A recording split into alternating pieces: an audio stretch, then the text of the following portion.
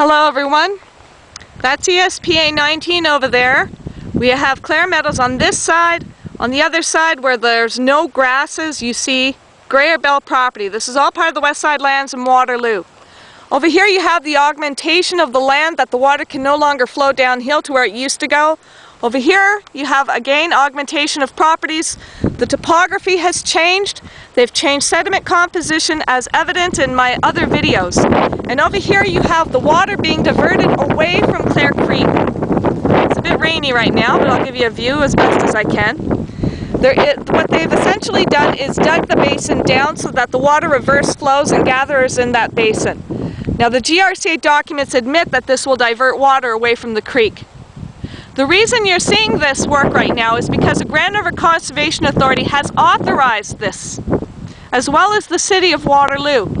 And the problem is I went to the Ontario Municipal Board because the studies for Clare Creek were deemed insufficient. They were insufficient because it did not recognize how much water volume flows from the surface and groundwater features into the creek. They failed to do 12-month assessments of the creek. We don't know the benthic data to a degree that we should. The fish data was extremely poor. I went to the Ontario Municipal Board to contest it, and that's how I secured my concessions. I hired an ichthyologist to assist me. Now the problem is, during the years of testing, all this took place. They're augmenting the lands during the time when they're supposed to be securing these retests, and this will have an impact on the end readings. And my concern is that if we divert this waterway, we're going to impact negatively the recharge area of our water supply. Professor Emeritus Emile Friend studied these properties and noted a window recharge in Clare Creek that infiltrates directly into our deep groundwater system, our deep aquifer. Now the margin of error to exceed chloride contamination or road salt contamination is 0. That's why it's so essential to understand how much water goes into the creek and what the flow rates are. It's to protect our municipal wells.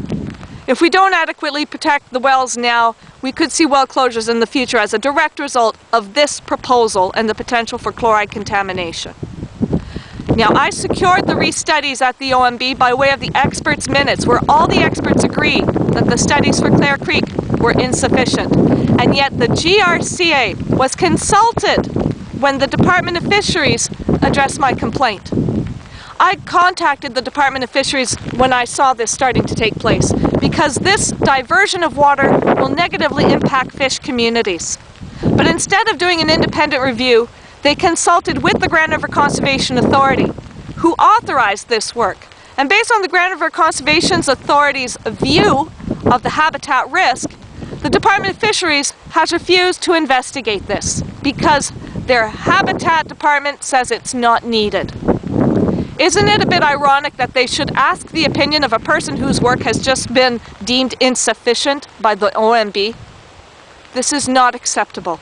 I am trying to raise awareness on this matter so we can secure the proper retest without all these land augmentations taking place during the years of study, so we can protect and preserve our water supply and the fisheries dependent on it.